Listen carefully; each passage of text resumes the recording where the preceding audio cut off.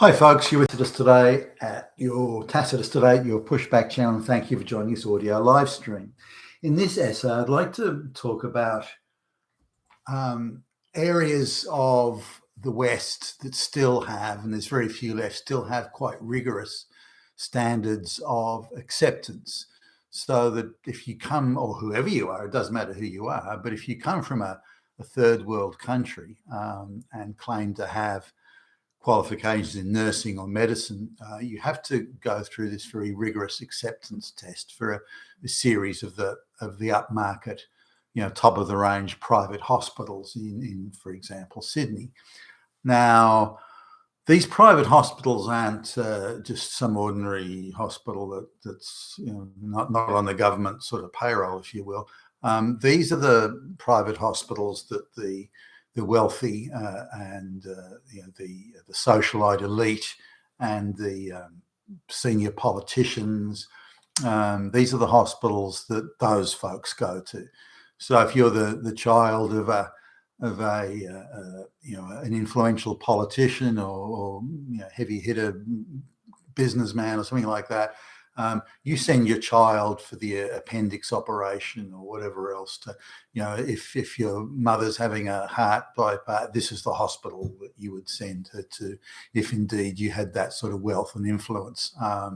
These people who talk about, who approve the mass immigration, who approve the lowest possible quality of nurses and doctors for the poor, the public patients. They don't send their children or their relatives or themselves go to these people go to the elite private hospitals, the expensive private hospitals, and these hospitals have held the line until, I don't know, maybe they've changed in the last few months, but have held the line on the highest quality standards. So now, talking to the people who run these hospitals. And these people, eat at the finest restaurants and drink the finest wines, I should add, but they and party the hardest. But they have very rigorous standards of acceptance. Now, so let's say nursing staff as an example. Now, if you go to a public hospital, a government hospital, or anything that's paid for by the government, today you'll be lucky to see any white people at all. You'll be lucky to find a doctor that speaks English as a first language. You'll be lucky to find a doctor that speaks English well enough that you can understand it. That's how bad things are. And this is the case, not just in the inner city areas, but even in the outer suburban areas. In fact, in the outer suburban areas now, nearly every white doctor's been replaced by a recent immigrant from the third world that supposedly is a doctor. I can't see it personally. Given that they just rely straight off the their little sort of to-do list and don't deviate from that, suggesting that the quality of doctoring now is something that any high school kid could do without any training. You've got your little list and then you just stick to that. But coming back to the acceptance standards now. The nurses are, if you want to get into nursing, the best paid jobs are the most flexible hours and the best conditions are in these elite private hospitals. So, if you're a nurse with expertise or capability, you would try and get a job there. But the interesting thing is where you see in the government hospitals, there's barely a white nurse in sight.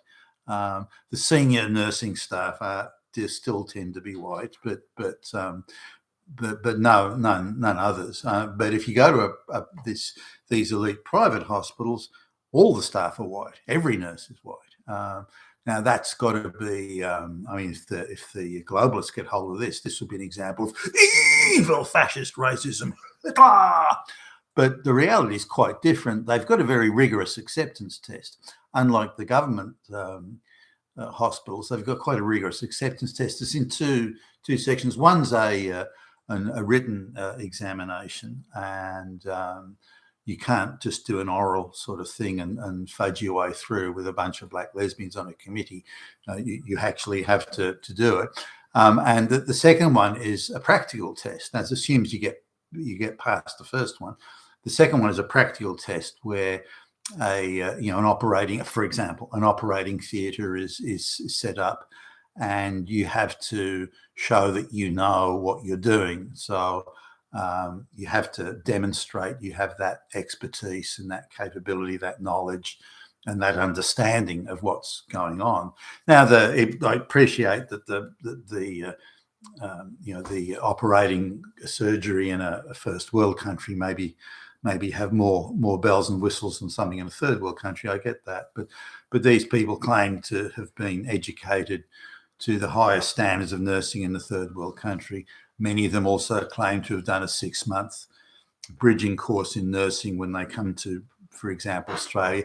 A lot of them claim they've done it in England and other first world countries, and I would be very suspicious about those claims. But they invariably fail. Now, this includes, by the way, the Indians, the Filipinos, the Chinese, all these people that seem to, the Indians in particular, do remarkably well, or so we're told, as they go into other areas, and they're so clever. They're so clever. No, I don't see it. I worked with a lot of Indians and hired them, so I don't see that. But maybe the clever ones are only the people I don't know.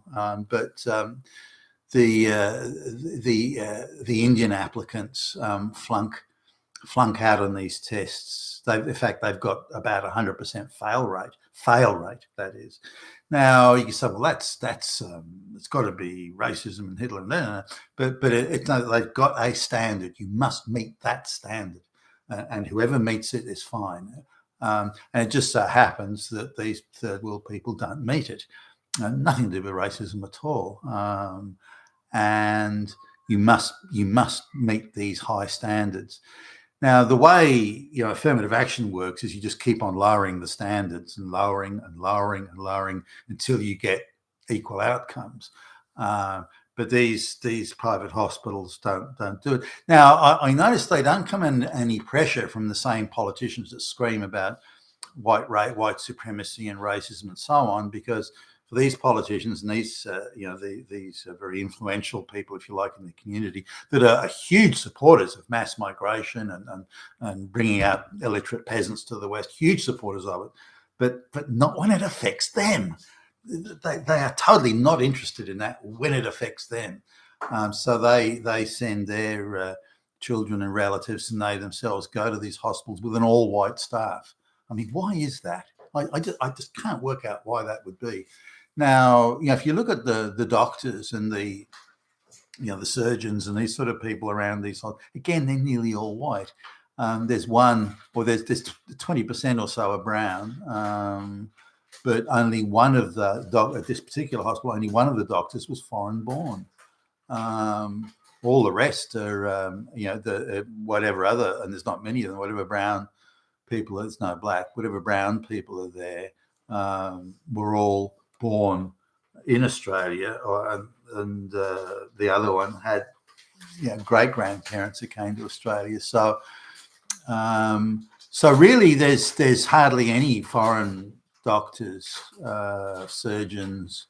There's no foreign nurses. The only brown people you see are the ones the cleaners, the security officers, the people working in the kitchens, and so on. They're the only brown people you see. So why is that? Now, whenever a rigorous standard is in place, you see, in proportion at least, you see there's very few third world people, very few brown and black people there.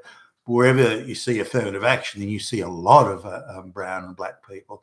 So clearly, it's an illustration, in my view, at least, that where high standards are instituted, held, and maintained, that hardly any brown and black people meet the requirement. So that, to me, is an illustration of what the West could be if high standards were maintained and kept in place, and the line was held. Then we'd see a very, very different society than the one we see now, where standards keep on being lowered to make sure that equal outcomes, across race and gender and so on, are achieved. Another interesting factor here is there is not a single female doctor or surgeon in operating in those hospitals, where there are a lot in the government hospitals. Again, another illustration of what happens when high standards are kept, or indeed lowered, as they are in government hospitals. You've been with Tacitus today, your Pushback Challenge. Thank you for listening.